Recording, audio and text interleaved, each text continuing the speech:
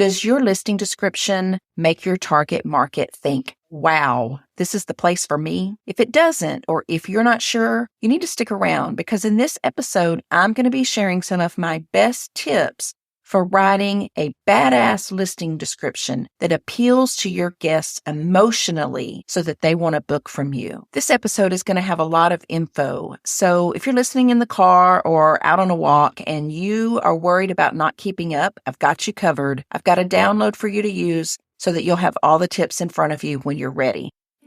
Hey there, you're listening to the Savvy Host Podcast. If you're a vacation rental host struggling with branding, marketing, automations, and well, all the things, then you're in the right place. I'm Jodi Bourne, a vacation rental coach, marketing strategist, and a guest at more than 50 vacation rentals and counting.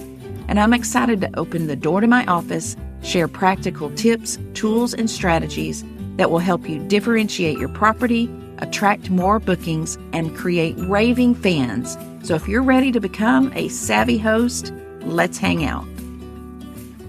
Hey, thanks for tuning in to today's episode. I am going to be sharing lots of details about how to write a badass listing description.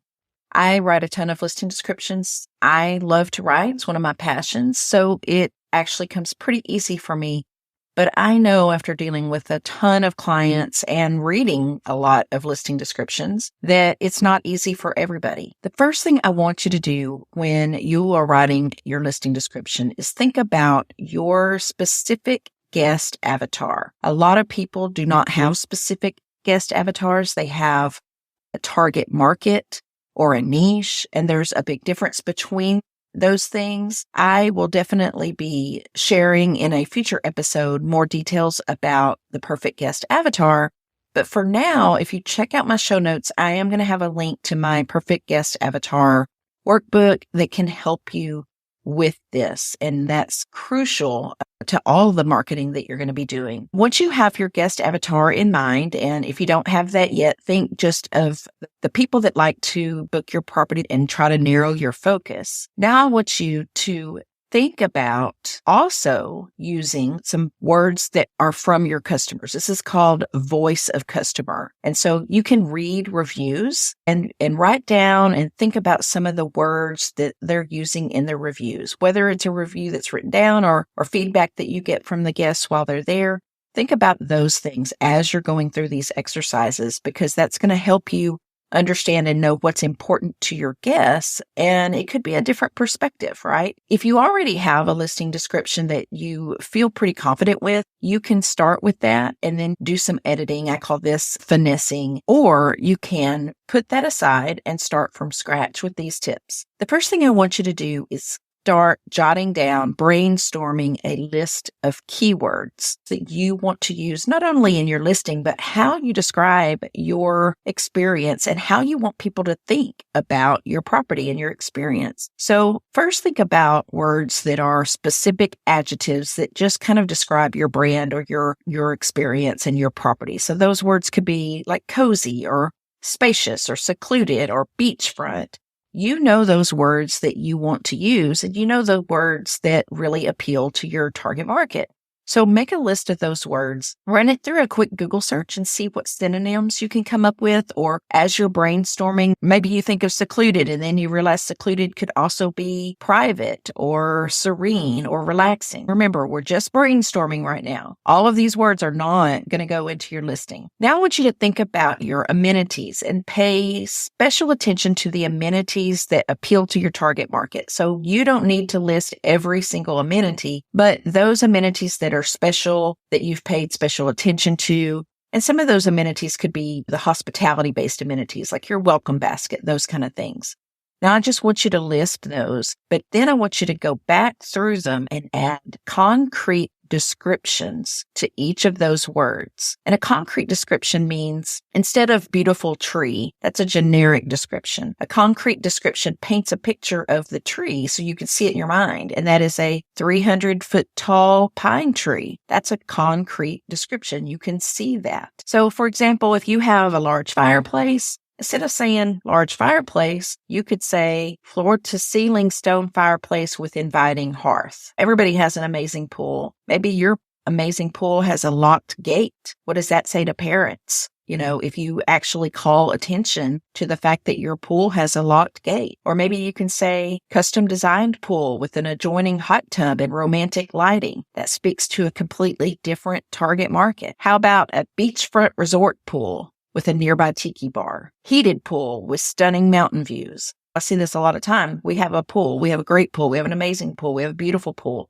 No, describe that pool. Again, use Google, use ChatGPT and play with those words and phrases. Now, again, you don't want to call out every amenity, but definitely the ones that really appeal to your target market. Now think of your USP. Your USP is what makes you different. It's your unique selling proposition. So think about how your guests have considered you different, said you were different. Think about the reason people come back to your property. What are those reasons? Why do they love you? Why do they love your place? And be sure and add those words to your list of keywords. Then think about the Airbnb categories that you might want to show up in. If you're on Airbnb, there's a ton of categories that you can show up in, and you may be upset that you're not showing up in those categories. But Airbnb wants you to have words in your listing and in your reviews that can speak to the experience for that category. Think about the category you might want to be listed in, and think about some words that you could use that really speak to that category. So, for example, if you wanted to be in the elevated design category, I forgot what they call that, but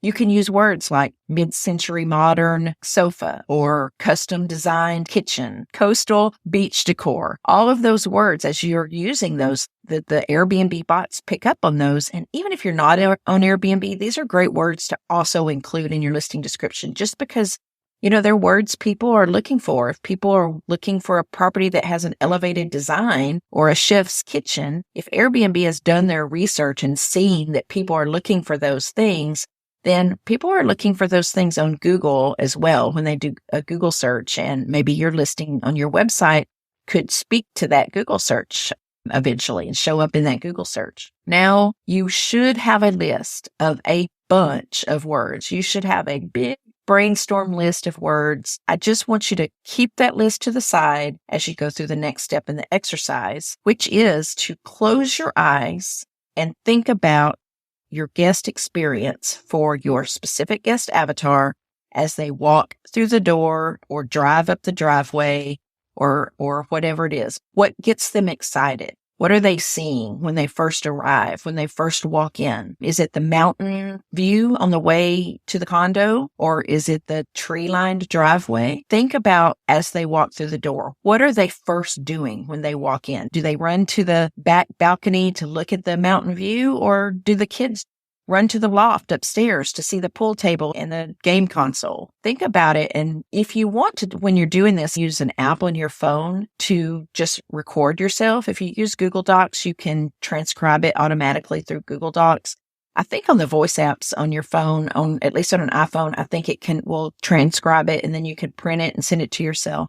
So do that, and then you can just brainstorm this huge thing and have a lot to come back to. But I want you to continue thinking about that experience. How do they feel when they see the welcome basket that you left? Or are they in awe of the beautiful artwork? If you have kind of a home-based type property, maybe they're just running to their bedrooms to put up their luggage so they can head outside to the beach or whatever it is nearby that they are going to be experiencing. Another thing that I see a lot, that people who have these, what I call home-based properties, which a home-based property is, instead of having a big full-on experience there at the property, this is a place where it's a resting stop, they're cozy and they're comfy. But a lot of people don't really even talk about it at all, the space. They talk about, hey, we've got a condo, but they don't really dive into what makes the condo special, because everybody in the condo complex or the Broken Bow cabin, they all have the same experience nearby. So you have to think of how your experience in the property can be different and better. Why would they come back? And that could be that you have bamboo sheets. Maybe it's that you have the Keurig coffee pods. You need to figure out what it is that you do better and bring attention to that. Is it the comfy furniture? Do you have a great guest book full of activities? Think about what you have that can differentiate yourself in your listing description, and don't skip over those things. They're really crucial for people when they're reading to understand that you are different in some way. My husband and I stayed at a place one time that was like a fishing shack that was old but it was inexpensive and it was pet friendly and it was secluded and it was comfortable and it had a great hammock in the backyard. It was a great place. There were other nicer fishing cabins nearby. We wanted to fish. We were on the swamp in Louisiana. That was why we came there. She also had homemade biscuits left in the refrigerator with boudin sausage. She made it an experience, even though it was just the same kind of little fishing cabin that so many other people on this same swamp had, because it was a fishing area. So she made it an experience just by some of those details that she added. There was so many great things about that property that she put in her listing description, which was why we booked. Okay, now that you have all of these notes, you have your description and your walkthrough and all the reasons people want to stay, the hardest part is putting this together. So I have a little particular format that I use right now. As you're filling out the details in this format, don't worry about adding keywords. What I want you to do is use your first 3 to 4 sentences and write an introduction that describes the highlight of the experience.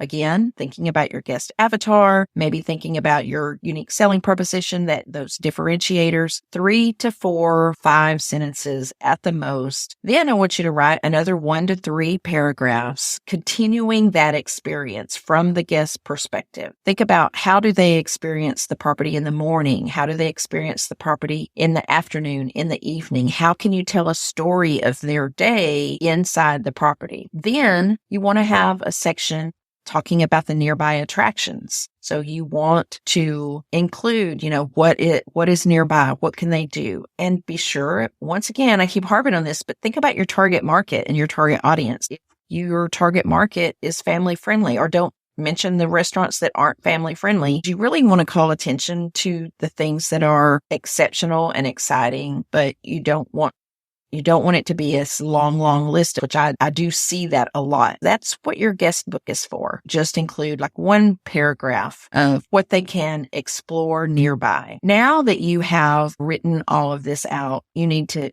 add is a section at the very end that summarizes why you're different, why they should stay with you. So I like to have people do this because when I'm writing listing descriptions for somebody, I have my client write this for me. My guests love me, my company, and this property because. Now I want you to write that out, and then I want you to make it a little bit more concise and just list 3 or 4 things. And do not be shy about telling the people reading your description why your guests love you and why they return or share your property with their friends. Don't assume that they're reading your reviews. Yes, they might be, but they may not be reading the best reviews. They may just be skimming the reviews. So tell them, this is why people love us. Now that you have all of this information, I want you to go in and add your keywords where they could fit naturally. So when you are speaking about their evening after they come in from a busy day and they're, relaxing in the hot tub, that's where you can add the hot tub with the scenic view overlooking the mountains. So that's where you start adding in those descriptions. You don't want it to sound stuffed. You don't want it to sound crazy. You still want it to be easy to read, but you want to add those in where you can. Read over it a couple of times. Run it through a grammar checker. There's several different ones. If you're using ChatGPT, you can actually ask ChatGPT to analyze it. Just say, can you analyze this and write it better? You can also ask it to check for grammar, spelling, and punctuation. I do that with a lot of my writing now. It's great at that. So really quick, I want to go through a list of do's and don'ts just so you'll have this. Don't use the same description on your Airbnb and VRBO listing as you do on your website. That's a completely different audience. You don't want it to be the same because of search engine optimization reasons. You just don't want the same exact description on multiple different websites. So you don't even want Airbnb and VRBO to have the exact same description. Do not give a room by room layout of, here's where the bedroom is, and then there's a balcony off of this bedroom. You can do that in a video. You can do that in a walkthrough. You can do that in the captions. Airbnb has an opportunity to have the layout photos. You can do that on your website. Don't list every single amenity in your listing description. There's a whole separate section for amenities where you can list those out in bullet points. In the main description, you just want to highlight the amenities that really speak to your audience and create that experience. Never start your listing. I see this so often and it drives me crazy. Never start your listing with a list of no-nos. No pets, no parties, no smoking, nobody under 30, whatever it is. You have to be positive. You have to be welcoming. And you're not being welcoming when you immediately start with the no's. And I get that you want to make sure that people understand that there are rules that they have to follow, but you can do that at the end. You can do that specifically in the rules section. You can do that specifically in your lease agreement. You can even call attention to it in your first communication with them. When they book, you can say, just a reminder of our rules. We don't allow pets or smoking. When you do add those rules to your listing description, if there's something you specifically want to call out, I know a lot of people now are asking to bring their pets. I ask to bring my dog Jolene everywhere I go with me almost, but you can say it in a more positive way. So instead of saying no pets allowed, no exceptions, you can say for the enjoyment of all our guests and neighbors, we do not allow pets for any reason. That's very clear, but also nice, right? It's nice. Another do that you want to include is be sure that you include your brand values and your brand promise if you have that. So by brand values, I mean, if you are environmentally friendly, then you want to be sure and include that because your guests, especially environmentally sensitive and conservation minded people, really want to see that. They want to know that you're using those cleaning products. They want to know that portion of your proceeds go to the local beach cleanup or the animal rescue fund, especially if your target market is at all in the 30s to 40-year-olds. They really want to see that you have brand values, that you're standing for something. If you have a brand promise, then add that. Maybe you promise that your properties are going to be clean and safe. Another do is use shorter sentences and lots of spaces between paragraphs. You don't want just long paragraphs, especially on your website. You want to use 2 to 3 sentences. It's really hard for people to read on websites and they want to scan. On your website, you can use bolded words and bullet points to call attention to specific headlines, etc. You want to be engaging, but you want to be concise. So yes, you're going to add all these keywords and everything, but you're going to remember you're not adding hundreds of keywords. You want it to be just enough so that they want to continue looking at photos. They want to continue asking questions and reading reviews. You want it to be enough that they understand what great experience they're going to have, what great property this is, reading that story, getting that feeling of excitement about this property. But you don't want so much that they get bored or they move on. And you also need to remember, people are not going to read this verbatim. It's another big mistake I see all the time is people think, well, it was in my listing description. Why didn't they read it? Well, people are busy. They don't have time to read an entire listing description with every amenity when they could reach out to you, you're the welcoming host, and find out, hey, I forgot what kind of coffee pot. Recently, my husband and I booked a property with my parents on the beach. And on the way down there, we were going to stop and get groceries. And I had forgotten what kind of coffee pot they had, if they had a Keurig or whatever.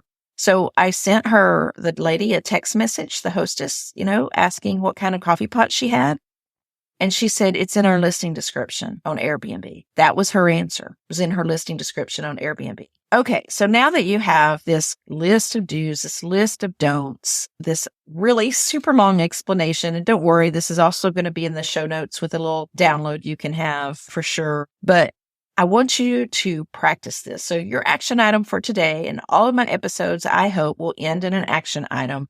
Your action item for today is super easy. I just want you to brainstorm the list of keywords, up to 30 keywords that you can add to your listing description to make it better. And then tomorrow, maybe you do that experience walkthrough. So don't overwhelm yourself and try to do it all at once. It's really best to kind of sit down and play with this before you write it. If you have Chat GPT or Word Hero or Jasper or any of the AI technology tools, they can really help you with this. So give that a try. Be sure and use Grammar, Spelling, and Punctuation Editor. There's some good ones. I can't remember the name of the one I use all the time. Grammarly is what I use. So be sure and use that. They have a free version. There's another tool called Hemingway that you can use that can help you write more concisely. So hope you do this. Try it out and let me know if you found this exercise fun or if you were able to make a difference in your listing description, then yay. That's exactly what I want. So this has been episode 1 of the Savvy Host podcast, and I am so thankful to you for listening today, and I hope